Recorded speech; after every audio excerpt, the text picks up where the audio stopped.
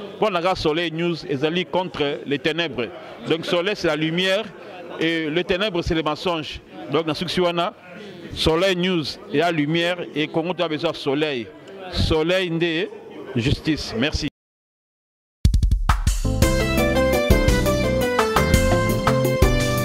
Soleil, Bimina, presse. Et Ndeko Sangisa. Tosala Musala Malamu. Olingi imité na presse. Boindi ba division. Tona kisande Mosala. Tona kotombra lukumu ya mboka. Soleil, nous info. Soleil, nous info. Oyo ya soleil diata. Oyo ya soleil diata. Allez, bokota. Bonsoir, bonsoir, bonjour chers internautes partout dans le monde entier.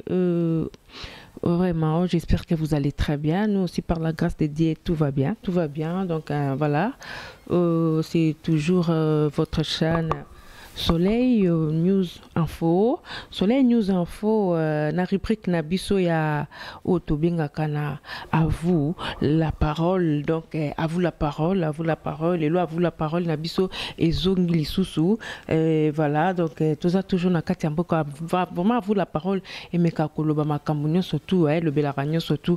Mais mingi en tout cas na vous la parole surtout bat appel téléphonique ça vraiment concernera mingi mboka na biso Congo. Donc voilà, lelo toza awana katia à vous la parole. Tozo yambela bino kaka bandeko na biso kaka bana mboka donc to yamba ba payate kaka toujours bana mboka nde balekara awana à vous la parole.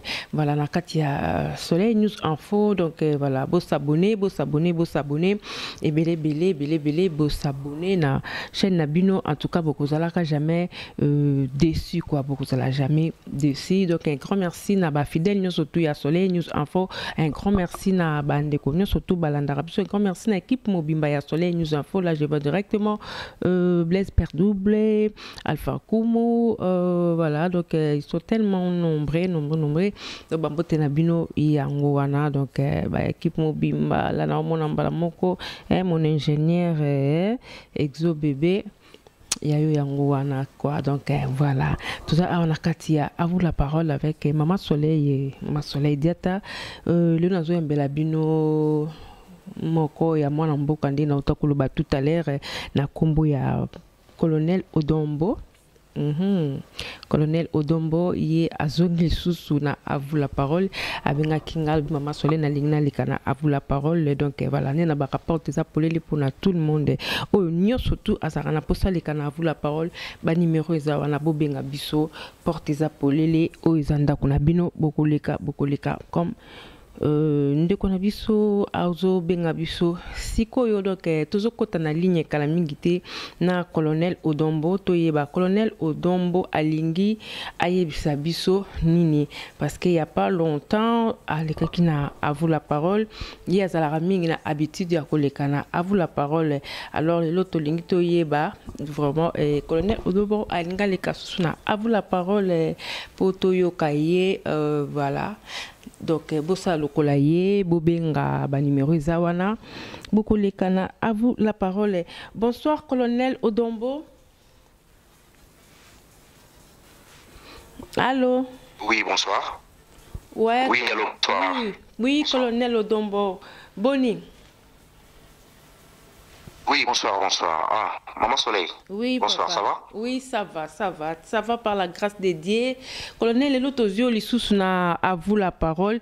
Donc to s'appelle déjà Ndengoza bien, donc Nzamba Zalokumu. To zalaki na yo ba mikoleleki lelo to zongi na o Lissous a on a katia à vous la parole. Boni CCDP, boni activité.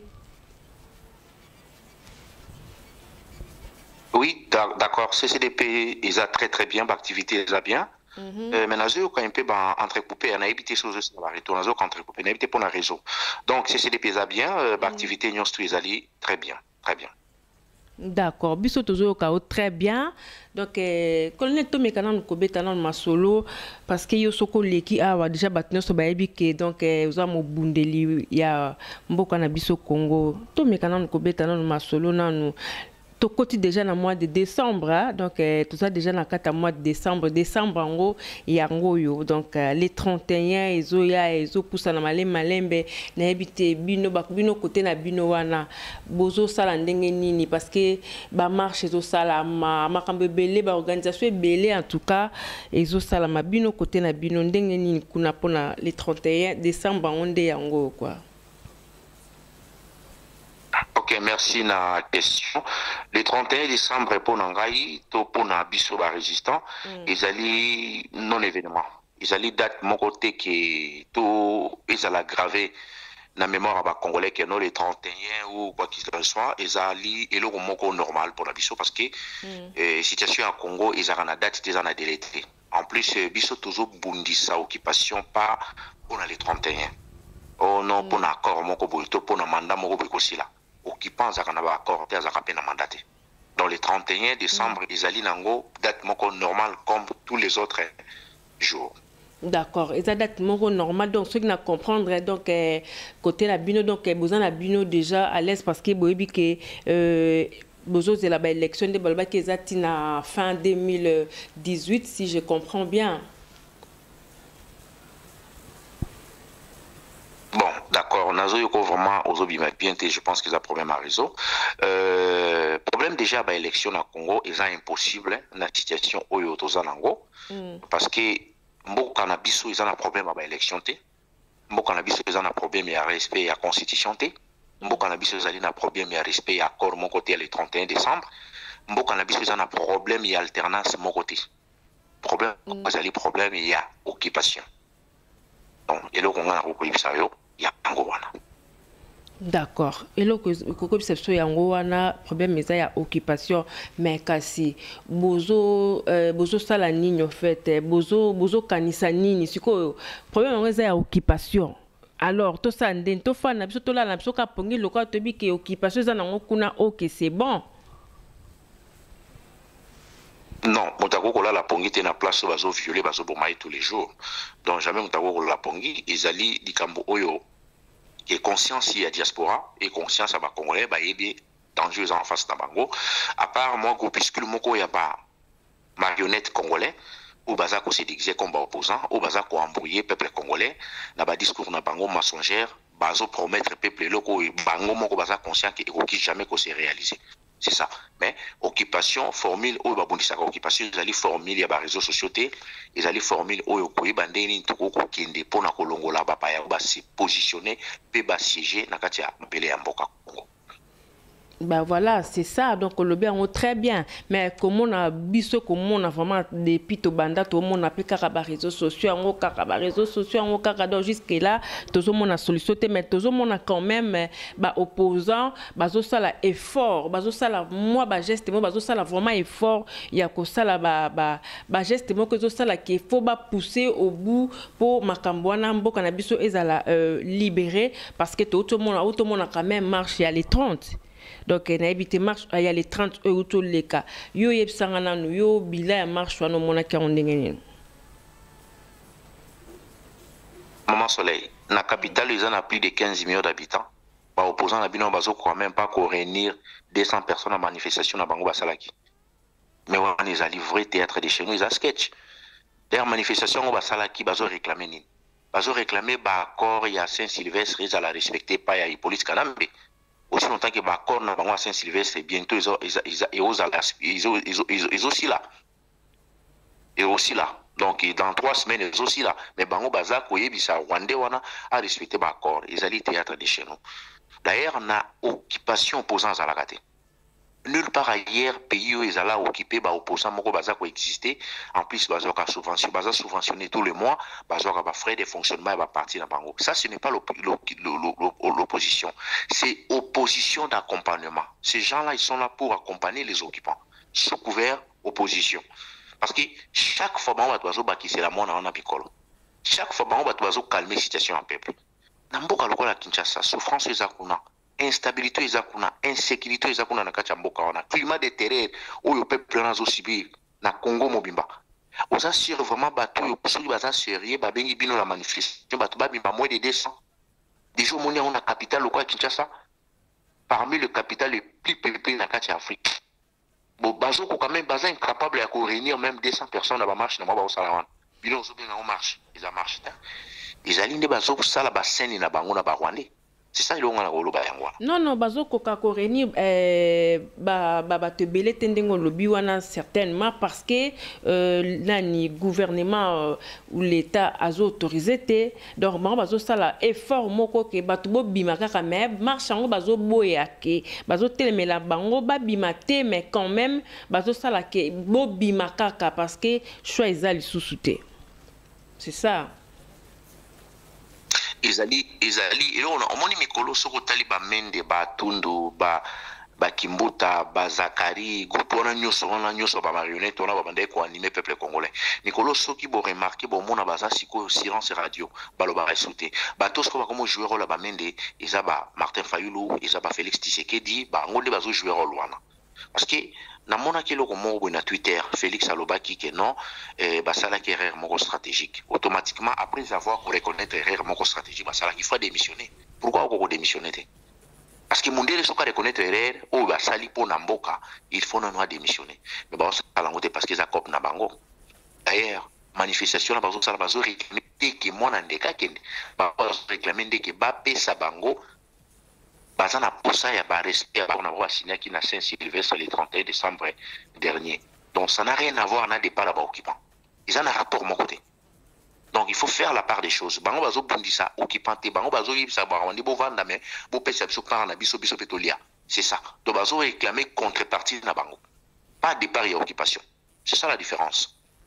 Mais problème en gros naébité hein colonel naébité problème est parce que quelque part ils ont abattu misusu pe vraiment opposant misusu ba monara binope clarté parce que bazo ba ke ou soit binope besoin na bino besoin accompagner na binope gouvernement ngo ya en place parce que ndeti ba geste oya boya ko sala ba marche oya ko sala pona ko bunda ko libérer bino ma benini o bino bo moneza na kati parce que souci a Congolais n'y surtout ezaki mboka ngo lobby et comment bien comment libérer mais comment bino ba geste oya boyo ba tino so bazo sepia na ngo bino bo mona ngo eza normalité est-ce que ça na habité eza problème moko eza en kati wana te mais maman Soleil tout monde qui ne mona semi ata ba tumusu ba traiter ya za aventurier.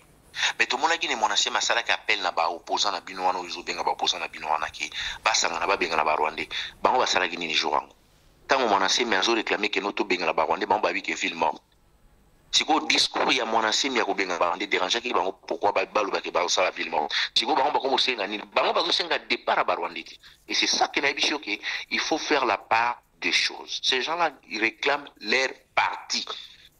Donc leur contrepartie que Barwandé va servir bango par na bango. Bazo réclamer départ à Barwandé. De mon ancien malobaki que tout benga na Barwandé. Bango ba boyaki.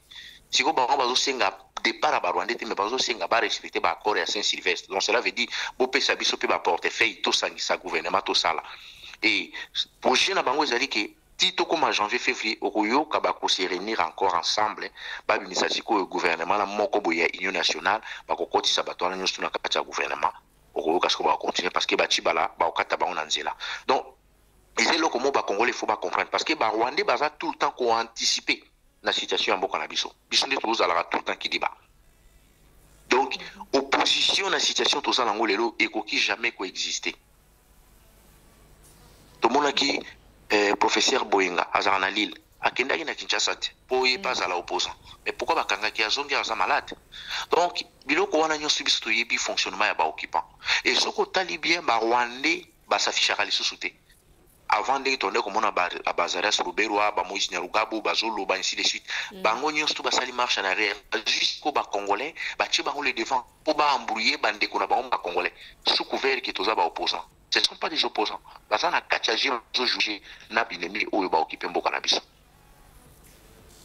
Mais en tout cas, c'est vraiment bizarre parce que tout le temps, même marche où il y a les 30 où salamawana déjà tout le monde même arrestation et salami kangi Daniel Safou jama Kaboun bazaki menacé biso tout mona mais ceux qui tant yozo lo baboy en tout cas tozo kama parce que babili les ali na internet tozo mona ceux qui bazar vraiment qui bazo accompagner occupation kangali sous Daniel Saf parce que celui qui Daniel Saf baza ba combattant au bundaka sur le terrain.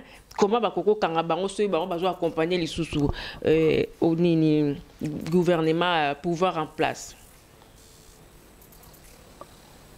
Omoni na kopesa exemple moka moke na bandeko bazolanda biso. Omoni Frank Diongo tango azalaki na titre na bango ya ba opposant na bango de ba mibengaka. Batika ki azo continuer opposition na ye o ba Rwanda bazo sipela nango.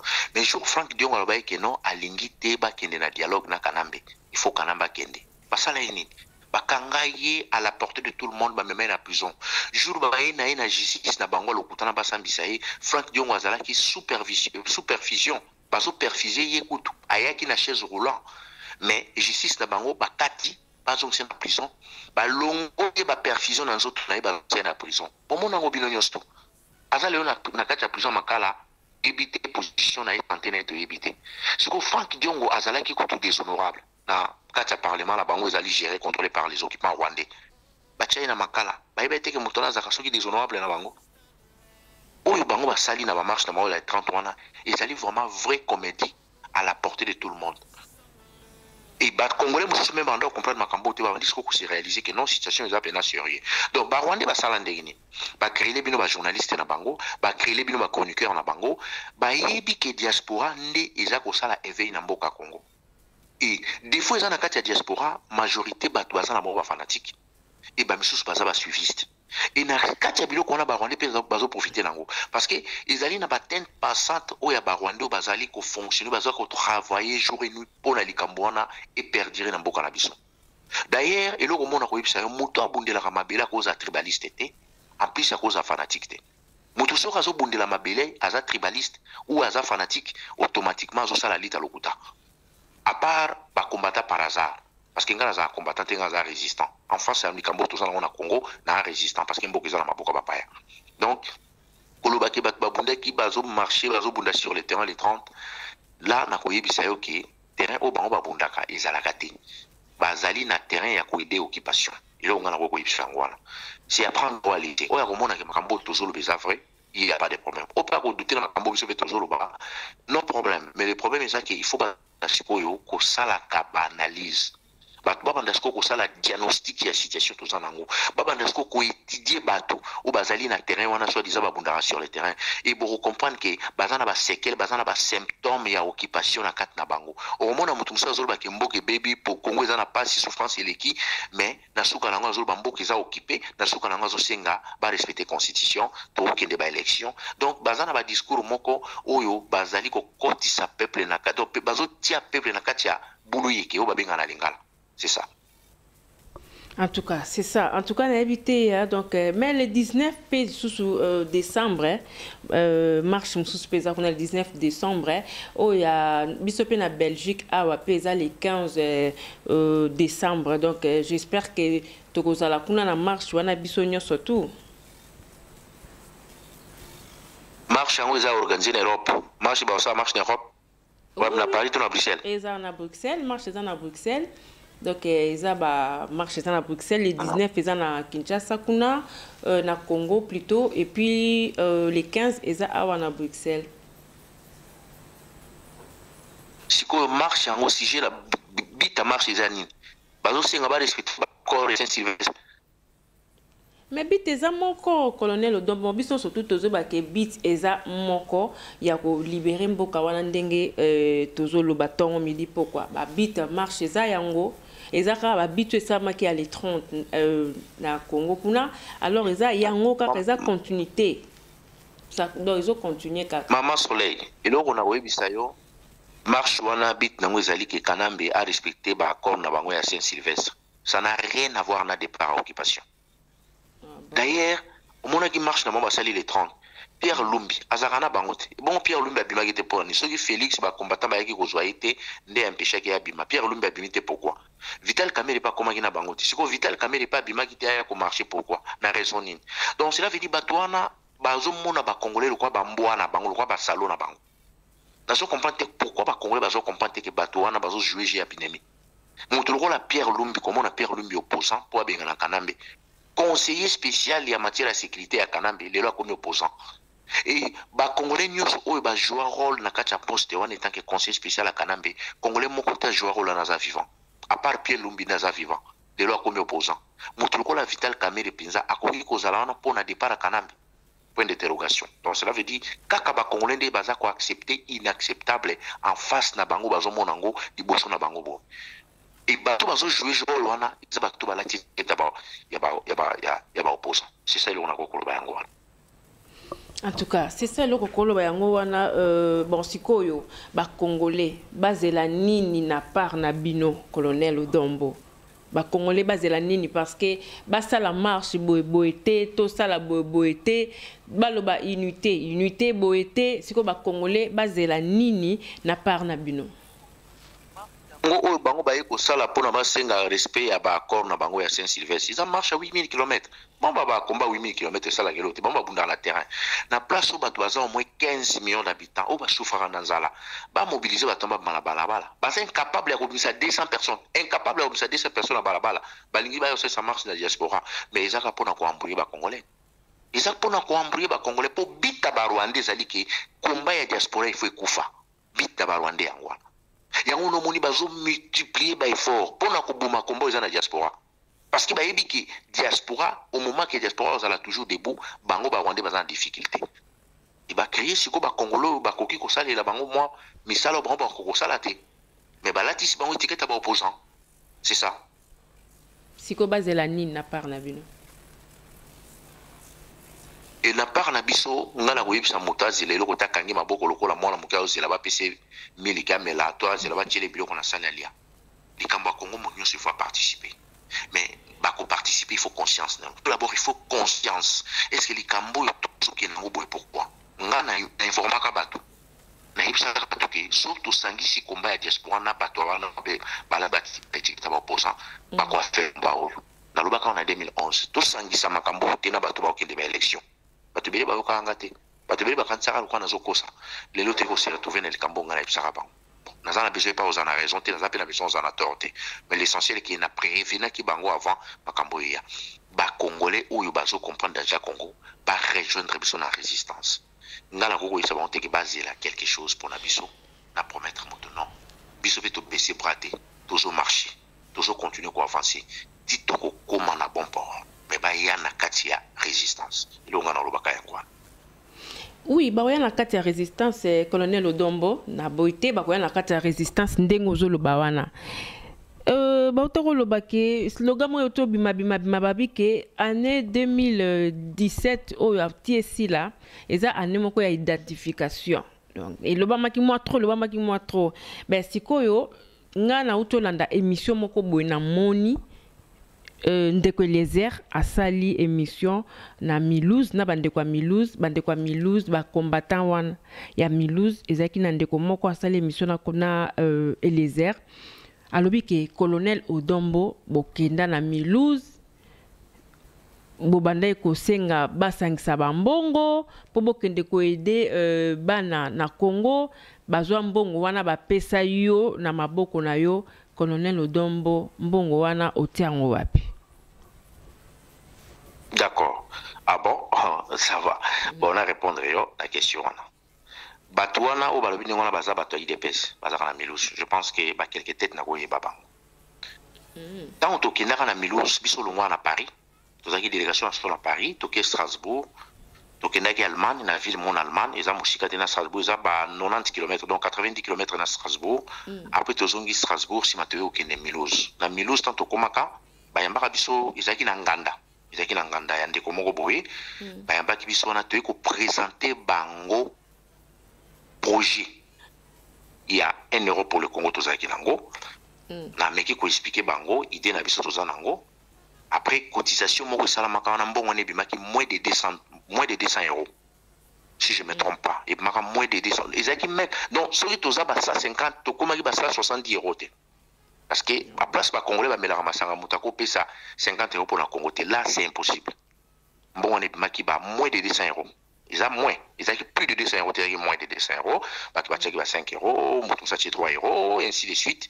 Donc, préparer, présenter mon dossier, pour que je disons, à moins de 200 euros. Bon, on a moins de 200 euros, tout ça qui est bandeko, tout Jimbo, on a effectivement la chacun. Il est en 2014. Tout Jimbo, on a tout ça.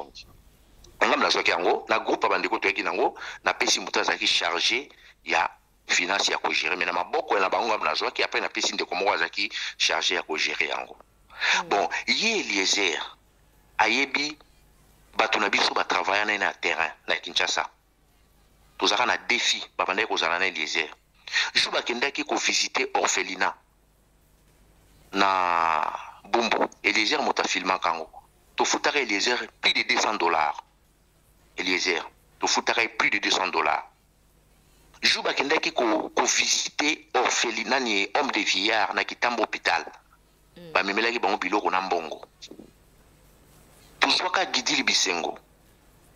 Yepe azaka pe journaliste ya ba réseaux sociaux. Akendaka ko filmer ba expliquer ya Brazzaville na Maluku. To memela bango biloko kolia, to pesa bango na mbongo na ba bilamba. Isa na ba YouTube tilelo. Mbongo kutu tofutaki Eliezer po akende ko filmer bana wana na kinga na Bumbu eleki mbongo na zwaki na Strasbourg na ebele. Mbongo tofutaki Eliezer po filmer eleki mbongo na zwaki na Strasbourg. Jour to tindaki bandeko na biso mibale ya basi bakende ko rendre mwasi ya général Mbuza Mabe na mwasi ya Lemolo to visite. Moto accompagnaki bango zaki Eliezer. Tout a rappelé Eliezer mbongo jour to ça $50 po filmer. Eliezer a yebi. Si on a moins de 200 euros na zoki na Strasbourg. Yango peka kande et sala ki misala nyoso wana to futaki Eliezer, yango nde kendaki et pas ya ba explicé à Brazzaville bazaki kovana na Maluku avant ba ko tchaba na stade du 24 novembre. Déjà kolongwa Paris na 2 voitures. Kolongwa Paris kokende Strasbourg, kokende Allemagne, kozonga Strasbourg, kokende Mulhouse, kozonga Strasbourg, koya Paris. Et écoutez biso combien na 2 voitures parce que tant to combien na Strasbourg, to juste sous voiture ya bandeko, mosusu Calvana Richard, to sali na bango sur route ensemble, to zaki lokwa na 3 voitures. Déjà 2 voitures to longo na Paris ko tchaba essence tango aller retour, il est qui déjà 200 euros. To za na poto. De Paris jusqu'à Strasbourg, c'est 500 km. De Strasbourg jusqu'à Mulhouse, c'est 400 quelques kilomètres. De Mulhouse jusqu'à Strasbourg, c'est 400 quelques kilomètres. De Strasbourg jusqu'à Paris, 500 km. Sur le stade trajet, on a mis sur tout tambour qui s'est plus de 2000 km. Et ça, c'est un peu à combien? Et beaucoup de péage. Dans Strasbourg, dans à Lyon, le péage, ça coûte cher. C'est mieux que dans Bruxelles, qu'on a péage, ça coûte moins cher. Bandi ko na babi ke ba pesa ngambo na baboko il fallait ba loba montante. Mais si quoi bon, si quoi au moins de 200 euros on t'a ba pesio wana. Après yango bosangisa ki yango na misusu botinda ki ezaki na même moment o botinda ki Eliezer qui est filmé ba orphelinat tout ça au lobby wana ou bien wana za question misusu ezaki oyo bino bozaki moins de 200 euros wana. Ezaki juste ya bato à Mulhouse et bon on ya bato à Strasbourg et bon bato à Paris et bon bato ya Belgique. Bato ya Paris motapesa ki na été to revenir bato nulle part ni na Paris ni na Strasbourg. Parce que bon ba lobby ke ezaki ba bozwa ki ba mbongo ezaki ya Europe mobimba. Pardon? Parce que elobami ke ezaki Europe basangisaki oui. Eza ke Europe nde esangisaki mbongo bata Strasbourg bapesi ya bango bata Mulhouse be bata Paris donc ainsi de suite. Te omoni problème eza omoni Tshisekedi se balinganga te. Nayi bien très bien. Balinganga te parce que na démontrer na ba congolais que leader na bango nda okosa.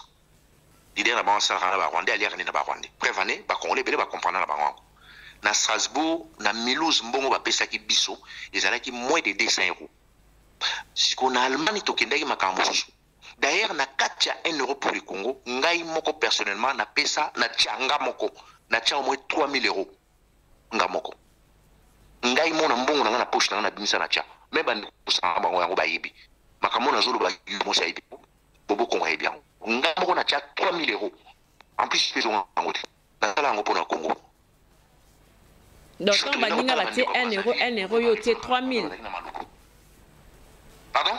Donc on va dire 1 euro yo tie 3000, c'est ça? Avant de démarrer le Kouana, Maman Soleil, makambo Congo ba Congolais va pesa un bon côté.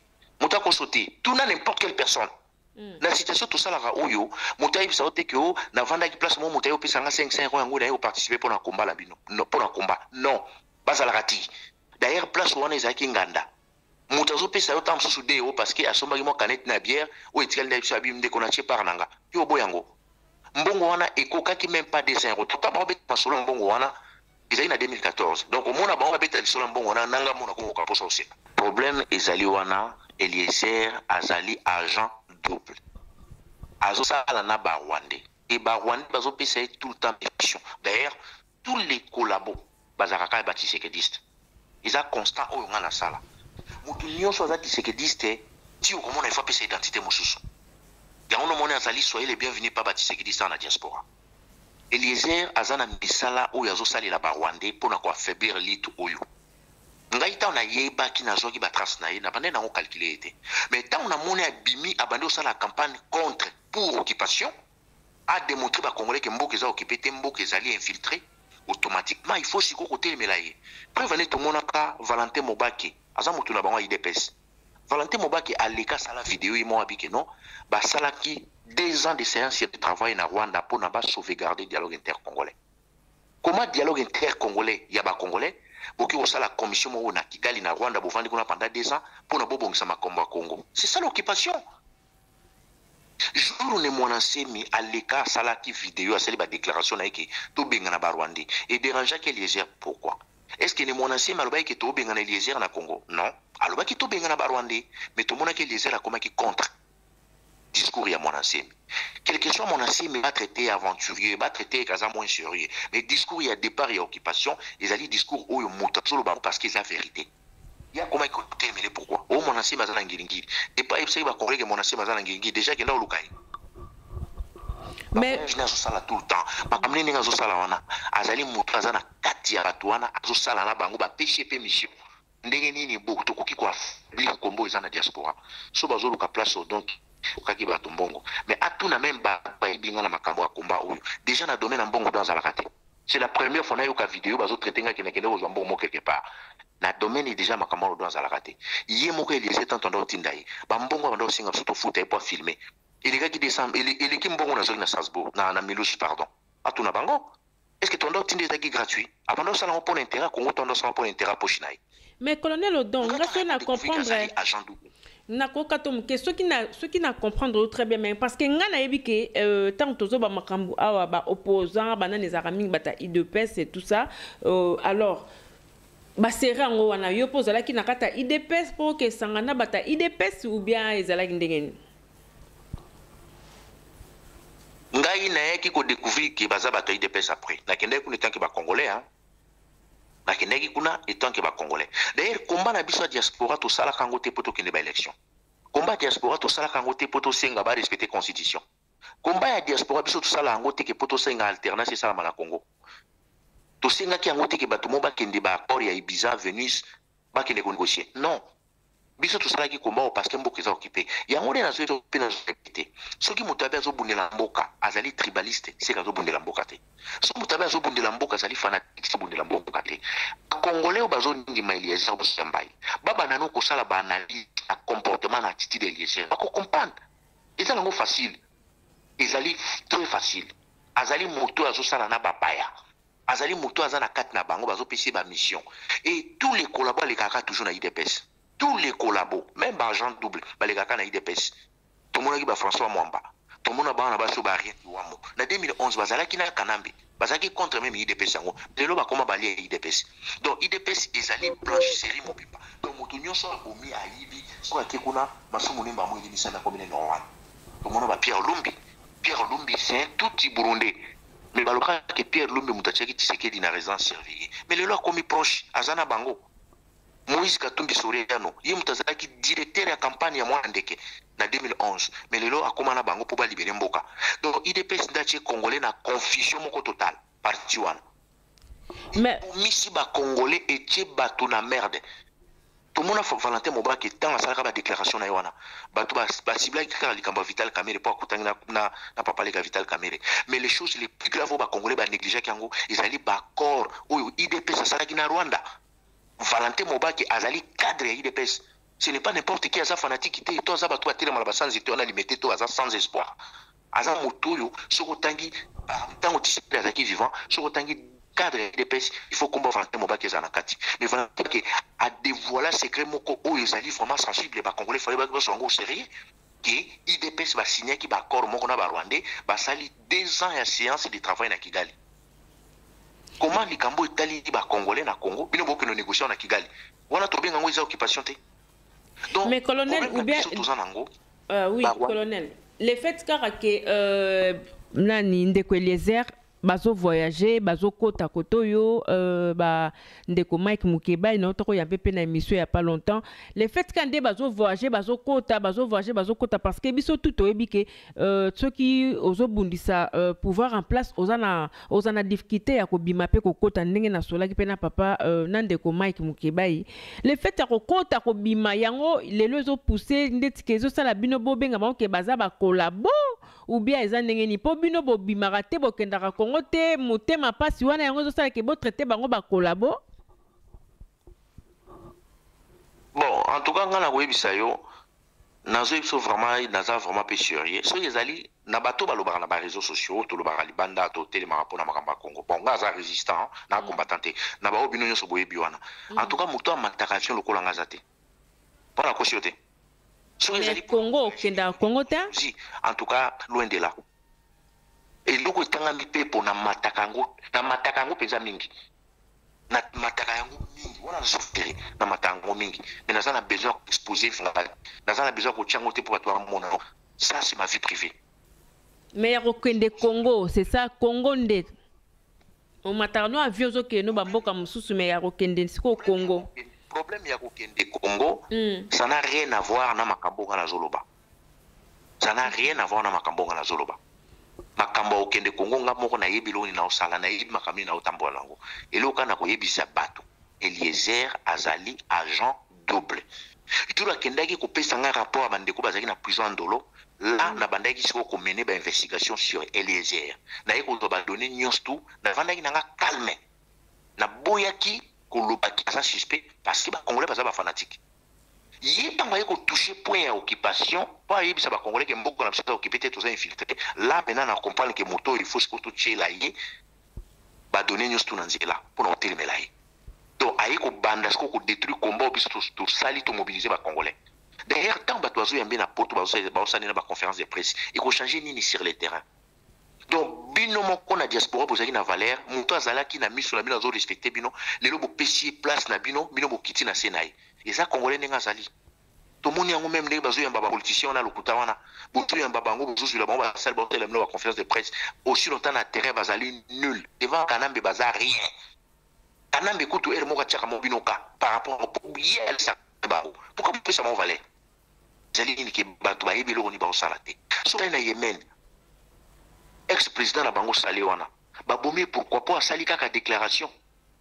Donc congolais a yebi valeur à mabelete Kagame aloba likambo wana ba Rwandais tellement bazu occupation wana au sérieux yango no moni ba congolais bazana difficulté pour libérer mboka parce que ba Rwandais ba yebi ke mboka o eza ya bato ba Rwandais pena baza occupation au sérieux mais biso bato to bundela mboka wana on dit tous en moins sérieux preuve nous on va changer couleur tout le temps. Et moto nyonso ko na diaspora soka eka na idéologie surtout quand ba congolais so que moto na za millionnaire to za milliardaire tout le monde ba lando na sima et bato wana bazo ya wana na discours na bazo senga élection bazo senga respect à constitution aussi so ta bino moko boyebi ke ekosala ma jamais au moni c'est surtout ça ngo lelo mama soleil na Congo même nzamba kitisi ange auti na lola kiti o candidat na bino ye wana za angelou akeye élection na système wana ange wana akozwa te.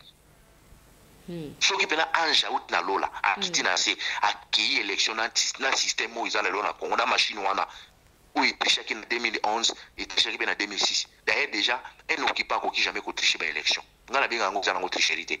Bah, qui n'est qu'à accompagner pour faire un bon conseil. Jamais qui kolonga l'élection dans le système de tout ça dans le Congo. Il faut que déboulonner le système pour un jour ba élection malongue salama. Mais au moins quand on a diaspora bato bande ko bambo qui sont occupés, ba bio Mikolo toujours candidat na bisoyo. Pourquoi ba mouvement nyoso ne yakanga na kota na kati na ngote? Parce qu'il y a des gens qui ont été montés. Les Congolais ont été montés dans un milliardaire. Ils ont été montés dans un bongo. Au moins, on a battu sur Hollandais. Pour l'année. Parce qu'ils ont manque d'idéologie. Manque d'idéologie, manque de conscience. Il y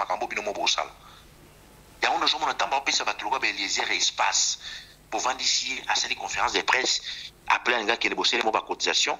On a compris que Bélé va comprendre le côté. Comme ça, la vidéo est bien. Mais qu'on comprend les locaux, ils ont défendre. C'est très important. Mais comment na makambango ezala moi un peu bizarre, hein, colonel. On dirait c'est comme si vous avez un problème particulier yo na ndeko Eliezer, non? Allez bozo ngoka bomemi ngokaka na komba ngope kaka parce que c'est na mona une fois. Pardon? Non, on a dit que donc c'est comme si on a un problème particulier, mais bon, je peux pas bon, to côté on peut pas na kati kaka ya combat ka kendeka bongo, mais bino moko na kati na bino bomiyebi ou bien ndenge nini? Na makamba Congo, tangu mwana semi abandaki kondima kanambe, na saki nanga contre hier. Mais toujours na moni ne mwana semi ko kito benga na ba Rwandais, la vie quand même de quasi conscience, on a quand même observé hier. Est-ce qu'il y a un problème là? Non. On s'est mis, Eliezer n'a pas de problème, à part, na mona une fois, à part, n'enga les grands vidéo, d'ailleurs, la vidéo n'est pas de parce que du jour, na yemba qui azali moutou na bisoté, azali espion, na tika yota bureau, parce que n'a pas principe mon boy. Moutou déjà changé discours naï. Moutou déjà n'a pas donné tout que aux hommes moutou na bisoté, na ota bureau na bisoté. Ah donc, ou soit n'enga ya le bail que mboka est infiltré, yango on a peut-être pour y habiter que mboka est infiltré, ça occupé, c'est ça aussi. Mais quand déjà Moutalobi Kembo qui a occupé à combien d'ennemis numéro 1 à peuple congolais? Parce que Mindele tout bâti là qui biso mon na pouvoir bazol bakaza Rwandais. Ce qu'on Eliezer oboya en pouvoir. Mon Valentin Mobaki alobaki ke bakendaka na Rwanda basali 2 ans en sciences de travail pour sauver le dialogue intercongolais. Comment dialogue intercongolais bokene ko sala groupe moko bo na Rwanda pour sur le rapport na dialogue intercongolais. Est-ce que c'est dialogue inter-rwandais? Mais l'occupation. Tout le monde a même José Makila, opportuniste, un collabo lâche. Où il y a José Makila, au Lelo, à commission ministre de la transport. Tant qu'on est dans Zala qui soit disant opposant. Dans mon nom, il y a José Makila, le Bénin, qui est non, Congo est dirigé par Paul Kagame. Tant qu'on est dans reconnaître que Congo est dirigé par Paul Kagame. Où est les occupations? Martin Fayulu, où est-ce qu'on a une opposition dans le Koutawana? Il m'a pas le que non, Hippolyte Kalambi, Azali, cheval de Troyes, Paul Kagame, dans Mousseveni. Où est les occupations? Et c'est infiltration, parce que si vous avez infiltration, il faut que nous tous infiltrés, nous tous Rwandais fois kendi. Pourquoi que nous tous Rwandais fois kendi? Il faut pas respecter la constitution. Armée n'a déjà logistique armée mon bezali géré par Obed. Obed c'est un Rwandais. Sécurité Mboka est géré par qui? Renseignement Mboka va donner tout ça géré par qui? Douane Mboka est géré par qui? Voilà aujourd'hui une infiltration? Non, c'est l'occupation. Tant que surtout na kiwa mona militaire, est-ce que les soldats congolais ou batambola na kati ya filo baza minduki baza désarmés? Arsenal ils ont maboko ba Rwandais, jamais c'est pas ba congolais. On les occupation té. Il y a l'occupation, il faut drapeau ya Rwanda et on va dans la Congo. Non. Tant que France ils ont occupé drapeau France pays toujours les colos hein. Ils ont drapeau à banazité à balmaté en France non. Donc cela veut dire bazo pesa bango mission pour na ba déstabiliser lutte. Mais ba congolais peut bazo comprendre té. Les Cambo tous en anglais le moto a koboya occupation automatiquement il faut botter les mélailles. Comment moto azo tango bango moko déjà IDPS slogan la bomba kena lango ba élection za kizomse na Rwanda. Zomse na Rwanda zani. Donc cela fait des moto za Rwandais. Il fallait zo na Rwanda, joue ba séquestre qui tiseke na aéroport en Njili. Alors le bagini. Donc biloko nyonso tona ba congolais ba bossa na bango. Donc, Moutroué les herbes, nous diaspora, pour pêcher valeur, pour pêcher gaz. Or, Azan, soit pour télé, les lots, on va comprendre, j'ai eu Koufi. Tout le cas, Moutoum, pour fonctionner. Soit allé bien, Mende, Zakari, groupe, on a news, à réunir, tu as un finger diaspora, à l'obara, souté. Rwandais va comprendre que les joueurs déjà comme déjà maillot faible. Il faut tout créer les joueurs à Sika, créer Félix, créer Martin Fayulu, créer Eliezer, continuer sur le terrain. Neti Kambolobi à Moukebay. Moukebay na mona ki na Pasteur Bobo, alobi tina soko candidat na Moïse Katumbi. Mais ça c'est rien. Candidat na Moïse Katumbi, comment un Zambien comme candidat au Congolais? Yé moko Moïse Katumbi nenga zawana aza conscient que kokende ba élection na système na bango jamais ko gagner. Ayi bien ngote. Machine oye et triché bino na 2006 et triché bino na 2011. Bolumbo kenao pour la troisième fois. Si ko so ba triché bolobani ni ba yibino ba élection? Non, exagé. Ngai personnellement dans un problème les azani mastalanté. Na couleur na likakaya olikati, na couleur nenga pena olikati. Mais moya ko boya occupation là sikoyo il faut ko démontrer ba congolais kaza suspect. Soki yazo ke no beta liso nanga ke o azotu na bato wana kuna o to pese ko dombo na maboka kende nango. Ona kende ko zwa mbongo na Milos pour te présenter ki bango ba œuvre to sala sur le terrain et les erreurs bipe to sala kiango. Yé moko elise to futa mbongo kenda o filmango. Mbongo ko to zwa kiza moins de 200 €. Na ko ki ko minimiser mbongo moto ba pesi o tata za 1 € za ka mbongo. Mais déjà ko longwa na biso Paris ti ko kende ba place nyoso to sala ba trajet wana. Écoutez biso combien plus de 200 € na ba péage. Donc, ils ont un rapport monté. Il fallait que non, au doigt qui a escroqué 20 000 €. Ah là, ça c'est autre chose. Yo déjà mon nom montavi que au doigt que jambon bazan qui copie ça prix en bon. Parce que bon on peut ça qui au doigt pour na comment na chila na 3 €. Pour na boy na chila na boy. De ko kontango sali ba 5 quelque. Et ça qui est loco toujours qui ont quand même. Mais autre ça là qui sur le terrain, ils a plus que ba betali solo. Ba mon ngote, tant que no tala orphelinat, tant que no tala homme de vieillard, to que na main vide. Tant que nous avons expliqué à Brazzaville, oyo Guidil bisengo filma ka toke na me vite. To yeko kata dossier wana parce que bato na biso na terrain ba komaki na danger. Ba ndeko si on a mis bato za bazaki misato. Mo ba ba simi aller. Tango ba service aner comme ko na sima ok.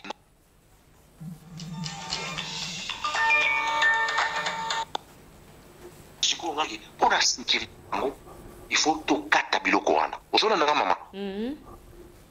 Oui. Papa. Pour la cité, en plus, chaque mois, où il coûte bango, gouvernement qui passe capable même de foutre $50. Ce qui est au Katayango, parce que ton bon qui tu peux exposer, tu as un danger. Tu as non, tu peux en attendant, tu suspends nos activités. Et tu vas continuer en gros. Action musu to tout ça tout musu ba maternité mais tant comment qui ande wana to kati yango pour la sécurité ya bateau yo bazo sala sur le terrain c'est ça le problème. En tout cas na évité colonel Odombo to comment so malem benasuka mais comment on a minute na temps autoza nango donc ça fait mal donc ça fait vraiment mal ya komona parce que na minute autoza na nous penza na besoin ba makambo te ya rotala koto yo balobaki nini koto nana liembongo koto yo to éviter ça distraction moko inutile na minute toza vraiment na besoin makambo wana te donc parce que en tout cas ba congolais vraiment baza ba vrai congolais bazo kokola la lisu pongi te parce que mité me comme likolo mais comment na makambo yo ezokotisa sous distraction alobaki nini azongisi nini donc tozo ba kusu eloko ya ko expliquer te avant ya ko avancer les locaux il faut que tala ba anglais nyonso eza distraction te parce que oyo garçon wana azosala na elonga mawa na bozomona ye mwa lokwa moto apasi mona face moko mawa lokwa maboyi moko boyo azomela na face ya mawa azali na bamisio ebele azosala mpona odétruire eloko il faut ozala prudent aza vraiment na mission osala mpona odétruire parce que nazomona toyoki Félix déjà aza na Londres aza na Londres ayosali na Londres babunda na terrain baye na poto mpo baluka basala marche na poto baosala marche na diaspora mpo basala lango nini. Le problème est que les Congolais, il faut avoir conscience. Il faut avoir conscience. Ce qui est le combat, il y a fanatisme, il y a tribalisme. Il y a idéologie à résistance, il y a côté. Et vous allez passer.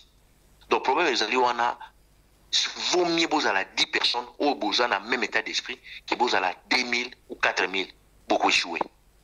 Si vous avez moqué, vous avez le comment vous avancer. Pourquoi pas te bélir dans la diaspora pour changer de discours?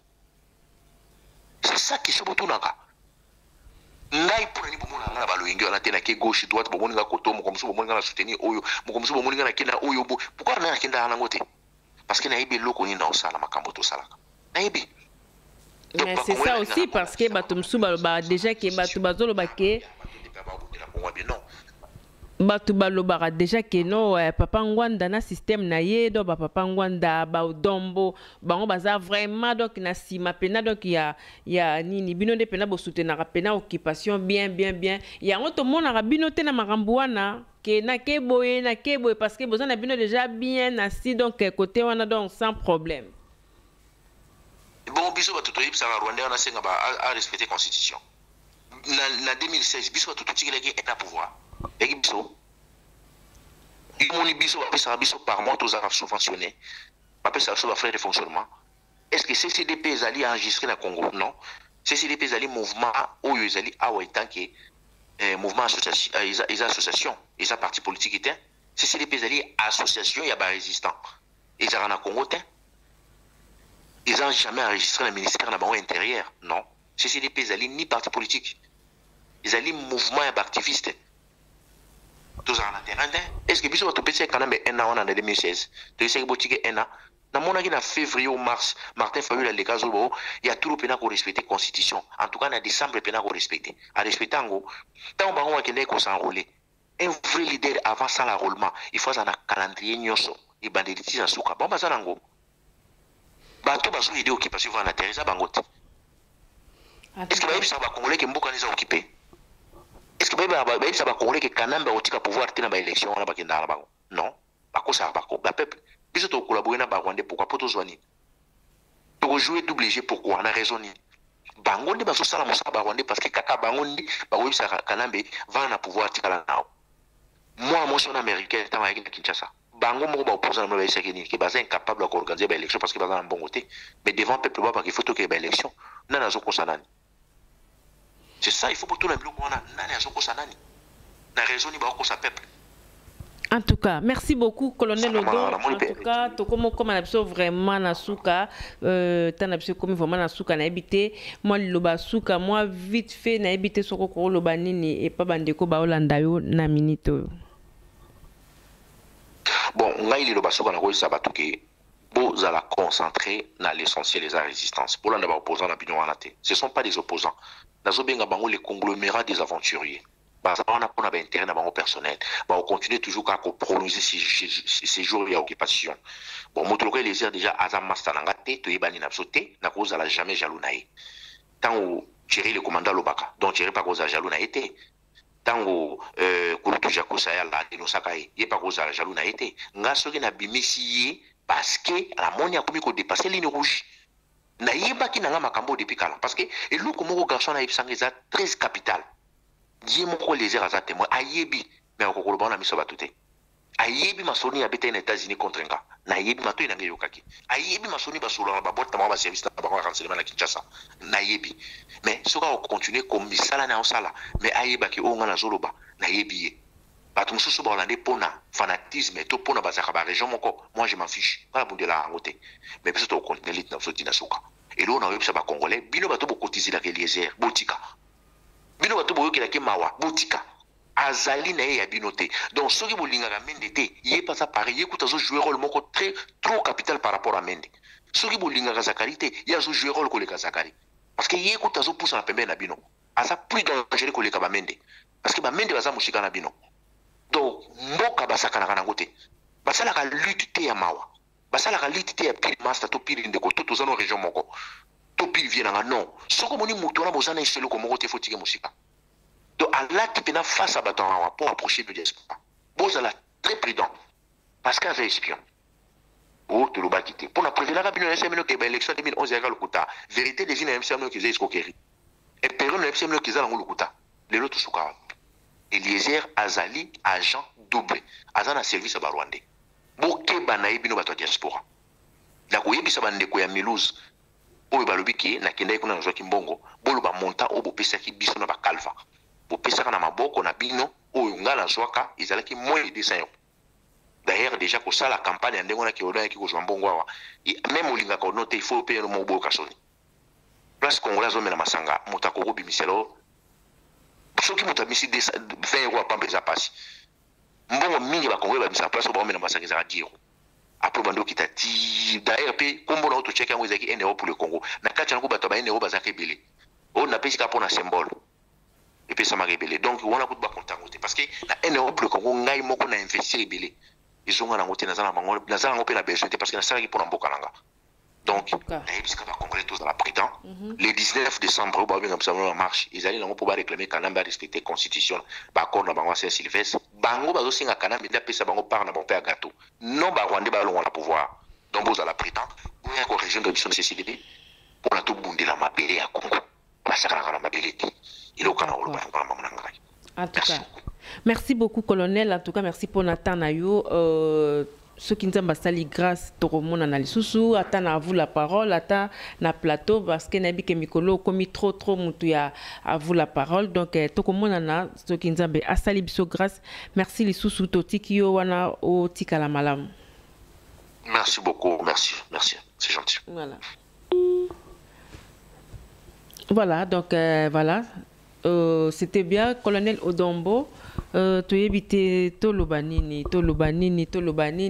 bino moko bolandi bandeliti na suka colonel aye kosala tokobenga on lokola droit de réponse aye kosala neti droit de réponse biso sotolanda ki émission oyo ndeko Eliezer asalaki na ndeko na biso ya Milouz koloba ete colonel Odombo azwaki mbongo akimi nango tout ça atalaki émission et puis préféré abenga Soleil News pour alekana à vous la parole comme à vous la parole et les kamakapé landamaka yango a préféré à rosala la droit de réponse nae ba o nyos bo bande ko zela komituna binomoko boyoki bo juger binomoko voilà ba numéro na pseza wana 42 tozoloba totika ba querelle inutile donc na minute mboka na biso za vraiment na besoin makambo wana te tozala bomoko to simba na makasi et ko sala bien po mboka na biso ezala libérer lobi ndenge tozolingela ngo vraiment totika ba distraction inutile peuple congolais toza bandeko totika kobomana totika ba na ebité ba biloko moko eza na sens te voilà donc tokute na bino mbala sima nzambe na lola abomba bino abomba biso ba numéro eza wana bobenga bo s'abonner vraiment ebele en tout cas vous allez jamais dessus hein vous allez jamais dessus toujours na kati ya chaîne na bino Soleil News Info avec Maman Soleil Diata avec Blaise Père Double Alpha Kumo donc vous belé hein mon père Freddy mais bambote na yo maman Babi Joli bambote na yo Tina Diata Majimel bambote na yo ebele donc mon vieux Steve Mbanza Fuma mon vieux Steve Mbanza Fuma Poto l'Angleterre bambote na yo ebele papa Placide de Jésus bambote na yo ebele mon vieux camionnette Mbola bambote na yo ebele yango wana donc boza tel mebele maître Nabia en tout cas boza ebele moina bandotanga bino sotuzate na kotanga bino malembe ba fête ezoya malembe to sala vraiment émission moko spéciale ya dédicace merci na bandinyo sotu ya Soleil News Info merci na ba fidèle vraiment au bolingara Mama Soleil bobenganga so problème ezali ba conseil na bino za nango besoin ba critique na bino na nango besoin pokaka to kolisa kaka mosala na biso et après donc voilà Tokomina Suka merci beaucoup na caméra tout ça na réalisation en tout cas il y a Exo bébé voilà ça c'est le fils à maman merci beaucoup tokute na bino mbala simanzambe abomba biso abatela biso toujours na kati ya Soleil News Info à na émission na bino à vous la parole merci beaucoup ba maman la grâce maman Mireille Dinganga donc ba maman la grâce ya bino ya ngwana ba maman la joie en tout cas bozé belé na pesi bino ba bisous donc voilà merci beaucoup tokuteni balasima na kombo na Yesu Masia au revoir.